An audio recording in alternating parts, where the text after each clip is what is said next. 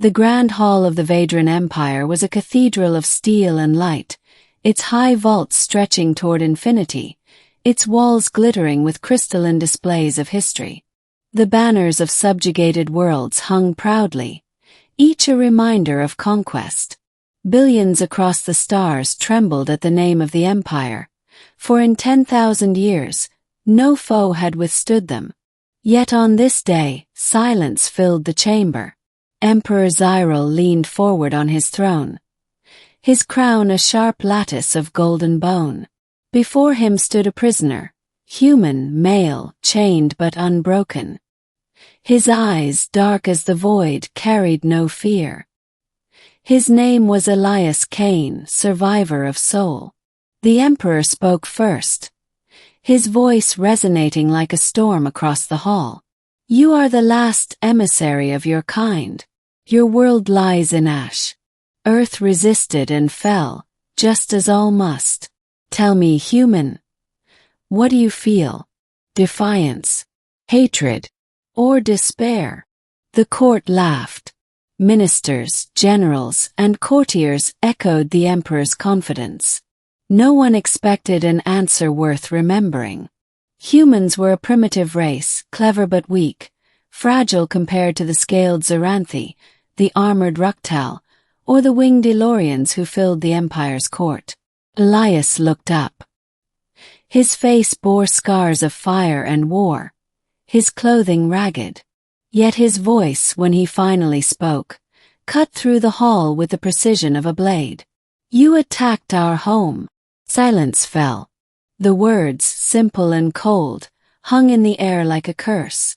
The emperor leaned back, puzzled by the stillness in his court. A mere phrase, nothing more. Yet something in the way it was spoken unsettled even him. Elias said no more. He bowed his head as if finished. And from that day the Galactic Empire did not sleep. First they dismissed it. Just human bravado, the final defiance of a conquered world. But then the reports began.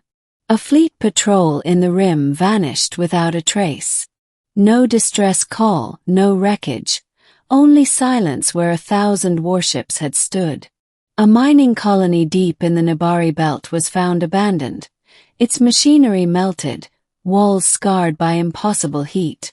Scouts whispered of shadows moving through slipspace, faster than anything the Empire had ever tracked. The ministers brought these reports before Emperor Zyril. It is rebellion, spat General Kriv. The conquered races are rallying, inspired by the humans' words. No, said High Scholar Valen, her tentacles twitching nervously. The others have tried and failed before. This is something else. The Emperor's crown pulsed with psychic light as he considered. His species had crushed thousands of uprisings. Yet none had ever spread so quickly, so quietly. And every rumor, every unexplained strike, bore whispers of a single phrase. You attacked our home. The Empire began to fear shadows. The human fleet. Months later the truth emerged. The humans had not perished. Earth was in ruins, yes, but its survivors had fled. Refugees scattered into the void, carrying with them rage sharper than any blade. And in their exile they built. Unlike the Empire's slow, decadent forges, human engineers worked with desperation. They stitched together technologies stolen, hacked, or salvaged from their enemies. Where the Vadran prized elegance, the humans prized function. Where the Empire took centuries to design a cruiser, humans built a battleship in months. They called them wraith ships, black leviathans that moved without sound, weapons hidden until the moment of fire. To the Empire's tracking systems they looked like ghosts, impossible to pin down. Entire fleets blinked out of existence when these ships appeared. Trade routes went dark. Armories burned. And every time, survivors swore they heard a broadcast, played in Elias Cain's voice. You attacked our home. Empire in panic. The mighty Vadran Empire began to crumble under fear. Nobles locked their palaces, guarding against assassins who never came. Soldiers deserted in droves, whispering that humans could walk through walls, that they killed without leaving a body. Sleep vanished from the emperor's court. Night after night, alarms blared across the capital as phantom signals infiltrated their systems. Nothing was ever found, yet the dread grew unbearable. The humans did not demand tribute. They did not claim territory.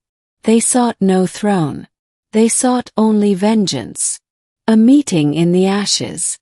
In the ruined outskirts of Vadran's outer colonies, one such vengeance unfolded. A garrison of 5,000 Empire soldiers awoke to find their comms dead, their skies shrouded. One by one, their weapons powered down, overridden by unseen hands. Then the humans walked into camp. Not armies, just a handful of them. Men and women clad in patchwork armor, faces hidden by black visors. At their lead stood Elias Kane. The soldiers trembled. Some dropped their weapons outright. You cannot win," stammered a commander. "You're only human. The Empire." Elias cut him off. His words, calm and heavy, froze every soul present. "We don't need to win. We only need to remind you. You attacked our home." And the base burned. Middle rising toward climax. The Emperor called an emergency council. The throne room, once filled with laughter, was now heavy with dread. "What do they want?" demanded Zyril. "Why do they not seize worlds if they are strong enough?" Scholar Valen whispered the answer. "Because they already have all they want, our fear." It was true. Humans waged war not as conquerors but as specters. They struck, vanished, and left nothing but silence. Every colony now looked to the skies at night, waiting for black ships that may or may not come. Productivity collapsed. The economy bled. And all from one phrase, spoken once, by a chained man who no longer seemed so helpless. Climax. At last, the Empire's fleets gathered for one final stand. On the rim world of Sorinth Prime, 200,000 warships arrayed themselves in orbit, a show of force greater than any before. The Emperor himself presided, determined to end the terror. "Let them come," he declared. "Here we crush them." And the humans came. Not in millions as the Empire expected. Only 7,000 ships appeared. Crude, ugly patchwork vessels compared to the Empire's gleaming armada. The court laughed at their audacity.